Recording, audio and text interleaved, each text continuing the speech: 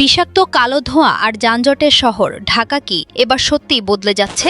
নগরবাসীকে বাঁচাতে রাস্তায় নামছে হাজার হাজার অত্যাধুনিক ইলেকট্রিক বাস, যা রক্ষা করবে আমাদের ফুসফুসকে। কিন্তু কিভাবে বাস্তবায়িত হতে যাচ্ছে এই সবুজ বিপ্লব? চলুন জেনে নেওয়া যাক এই বিষয়ে বিস্তারিত।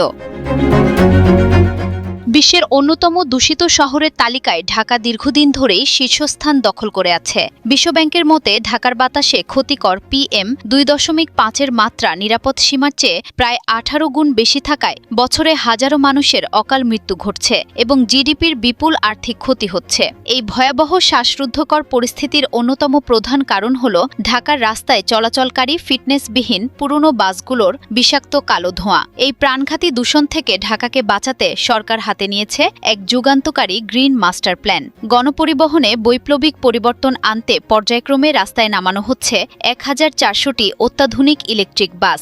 এর পাশাপাশি বিশ্বব্যাংকের অর্থায়নে বাংলাদেশ ক্লিন এয়ার প্রজেক্টের আওতায় কেনা হচ্ছে আরও 400টি বৈদ্যুতিক বাস।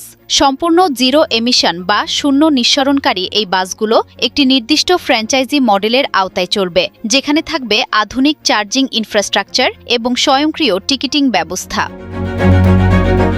এদিকে বৈদ্যুতিক বাসগুলো নামানোর এই উদ্যোগ কেবল একটি সাময়িক পদক্ষেপ নয়, বরং এটি সরকারের সুদূর প্রসারী ভিশন 2030-এর একটি অত্যন্ত গুরুত্বপূর্ণ অংশ।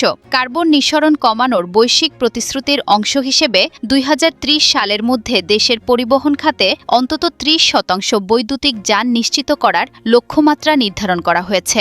সরকার চায় এই সময়ের মধ্যে পরিবহন খাত থেকে কার্বন নিঃসরণের পরিমাণ প্রায় 34 লাখ টন কমিয়ে আনতে।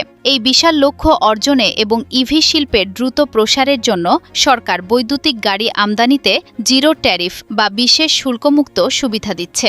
এমনকি শিক্ষা প্রতিষ্ঠানের ইভি বাস এবং চার্জিং স্টেশন স্থাপনের ক্ষেত্রেও ব্যাপক শুল্ক ছাড় দেওয়া হয়েছে।